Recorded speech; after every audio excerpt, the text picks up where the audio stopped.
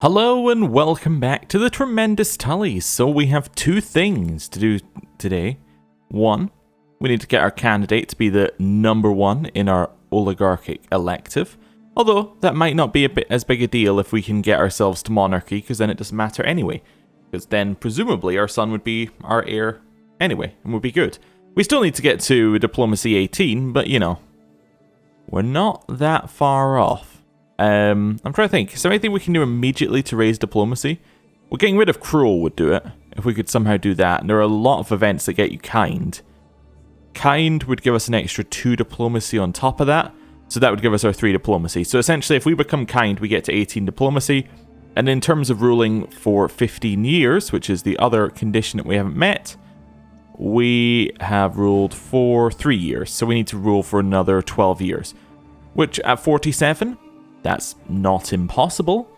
It's, I wouldn't say likely, but it's not impossible. So, anyway, we'll go with that. But anyway, before we do any of that, we have a Grand Invasion Council to call. Lord Edmund desires to expand the Iron Throne by conquest, and can call a Great Council, or Grand Council, to try and achieve this. Okay, so, before we even get into that, where do we want to expand into? I'm assuming what it's going to do is it's going to say, here are a bunch of places nearby, where do you want to attack? I think Pentos would be amazing in terms of somewhere to attack. It gives us access into these bits right in here. Well, into that bit and that bit right there.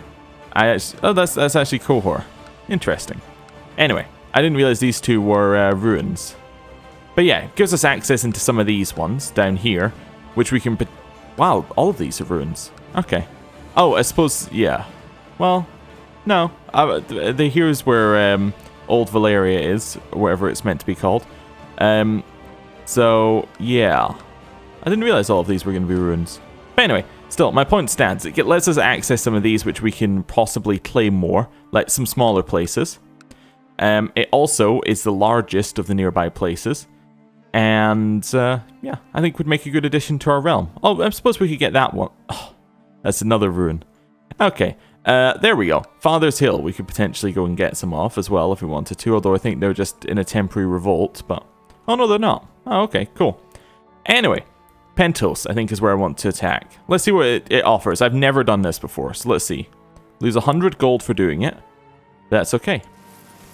You've decreed a Grand Council to be held to discuss your planned invasion. All the important nobles of the Iron Throne have been issued a summons, compelling them to travel to King's Landing. When they have all arrived, a great feast shall be had before we move on to more serious business. Okay. Well, that's fine. Let's have the feast. Okay. The wall is under assault. By who? Who's attacking the wall? Some random chiefess. Yeah, I'm sure they can handle it. Right. How much are we going to spend on the feast? A lot. My prince, for too long, Donald Hightower has occupied my rightful seat. What, Kingdom of the Reach? No. I'm not going to give you any money. Right. Okay. My prince, I write on behalf of the bank. Yeah. You've come here before. In the Summer Islands, women dance in an alluring and exotic manner. And a troupe of such dancers is passing through King's Landing. Do you wish to hire these exotic dancers for your feast? They would provide a very appealing sight for the guests. Sure, why not? All the preparations for the council are finally complete, and the great nobles have started to arrive in King's Landing. They have all been given bread and shelter, as is their guest right, and now the feast may begin. So that's a lot of people attending. I'm trying to see if there's anybody I can notice who isn't attending. How would I even know, because the list doesn't end? Okay, that's fine. I assume everyone's attending. Bryrissa spoke up and told everyone how good the food was. Well, thank you. Lord Lucian Macy has used his attendance in the feast to present a petition. He claims that Della Egan had his kinsman, Bonessa Trant, murdered and demands she is brought to justice. Sure. She has fled to Maester Clay's court. Wait, Maester holds land? Huh. Oh, well, yeah, in the Night's Watch. Fair enough. The feasting has begun, and the endless courses you ordered are impressing the guests. The pinnacle of these is an enormous pie, surmounted with smaller pies forming a crown. The crust of each of the large pies are silvered all around and gilt at the top. Each pie contains a whole roe deer, a gosling, 3 capons, 6 chickens, 10 pigeons, 1 young rabbit, and no doubt to serve as seasoning or stuffing, a minced loin of veal, 2 pounds of fat, and 26 hard-boiled eggs covered with saffron and flavoured with cloves. Seems a little bit much, but okay. Sir Edgaran Faring is used as attendants to present a petition. He claims that Lady Demina Rollingford has sullied his reputation through defamation and libel. Pay him some money. Okay, you claim that Maester Oswin had her kinsman Jory Cassell murdered. Alright, well, we'll imprison him for that. Seems fair enough. 2 people eloped, got married without anyone's consent except their own. It falls upon me as their leash to either accept the marriage or do something about it. So Grover Frey married Taya Hill. Yeah. We'll accept their marriage. Why not? My prisoners complain about his cell in the dungeons. You can stay there for just now. The feasting is over and now the council can begin in earnest. Everyone has assembled in the hall, with the more notable attendees closest to yourself. Your proposed decree legalizing your planned invasion is read out by Lord Benjen and is met by surprise from many. Now we can debate. Okay. Oh, there's a lot of these. As a vassal of note, when Commander Tancred came to speak, the council listened intently. Their arguments in favour of Lord Edmund's planned invasion seemed to resonate with many, with some on the council giving audible shouts of agreement. Still, many sat in silence, with a division amongst the council still evident. And then the same here. And the same here. Oh, okay. I don't know why it didn't pause on one of these events popping up, but that's fine. That's also an agreement one. Agreement. A high-ranking noble, Lady Alyssa, of course had to speak, but it may have been better if she hadn't. The rambling speech in favour of the planned invasion failed to rouse any cheering or much agreement. Some of her points were openly ridiculed. Alright. Lord Garmond was always one for rules and strict laws, so it was no surprise when he opposed the invasion on the grounds of law and custom. He announces all those present that no ruler, not even a lord, can just set aside accepted laws and acquire lands by conquest without any just claim. A good portion of the nobles in the council agreed with the sentiment, but then many also... Okay. That's fine. Lord Brandon seemed particularly excited about the campaign, but not for entirely honest reasons. He praised Lord Edmund for potentially granting everyone the opportunity to go on campaign, where he claims everyone will bond together in comradeship. He also made a quip about the women to be found embedded and the bastards that will spawned because of the war. Alright, well, maybe I should put all of these people on a special list here. That's okay. To watch out for later. Yep, that's another just agreement. Many on the council seem to look to Lord Cleodin for leadership when speaking against the invasion proposal, and so when he came to speak, he duly delivered with a withering attack. He cleverly yet diplomatically criticised Lord Edmund's presumption and arrogance, convincing many on the council of the plan's folly. By the end of your speech, many were shouting in fierce agreement. That's a lot of people disagreeing. But then, we have another person who's like, hey, we get to go and bed some people. So, there we go. Yep, Dorn is in favour, but didn't really do very much there. Benarian's not for it. Luthor seemed particularly alarmed with the proposal, so felt compelled to openly question it before the council. Their speech calmly outlined the many dangers and questionable benefit of such an invasion, with many on the council nodding and muttering in agreement. Yet there were shouts of disagreement from the more ardent supporters of the invasion. Okay. Benjen seemed in favour. Lord Oris seemed in favour. Bernard seemed in favour, I think. Yep. In favour. In favor, but not useful. In favor, but not useful. Yep, not in favor. I'm just going to click through these now. I think we've seen all of the ones that popped up. Okay, I have no idea whether we have support or not. It seemed like we had a lot in favor.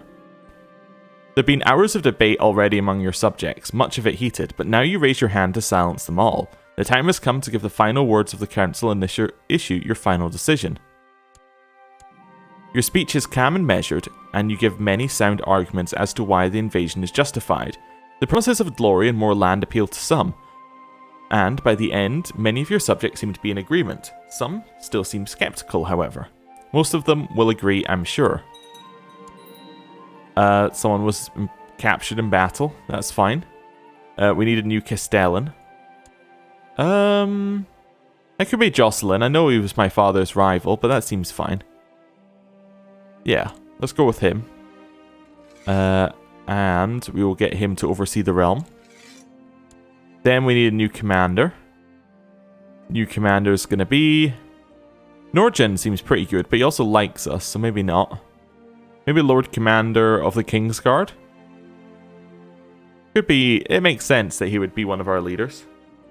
Yeah, let's go Lord Commander of the Kingsguard. Bannerman has been captured, okay. The Grand Council is finally over, with every important noble in the realm having had their say. Your decree allowing you to launch an invasion was always going to pass, seeing as you have the final say. We do not know who we can rely upon to support it, though. I do like that. Well, everyone had a debate, but you happen to be in charge, so yeah, you just decide. Okay. These seem to support my initiative. These seem to appear to reserve judgment. These oppose. So we have more people supporting, I think.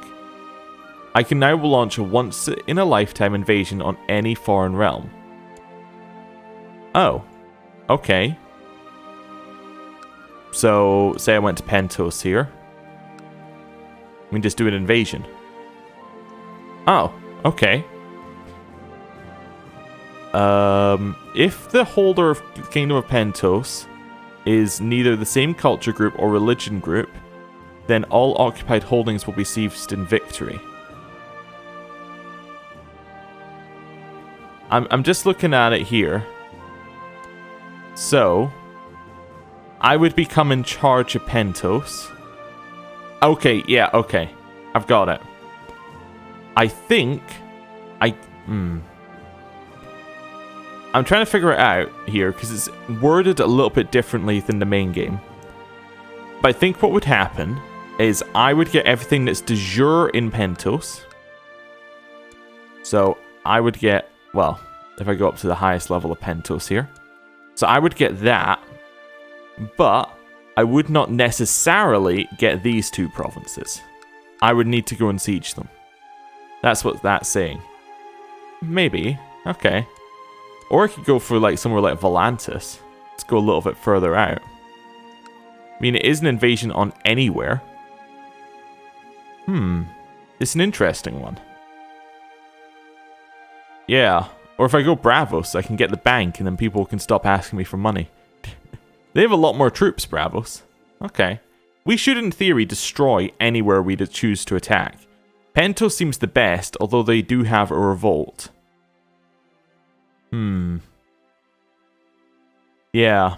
That's the only problem, is they have a revolt. But I suppose even if these two provinces don't come with Pentos, does that really matter? Not really.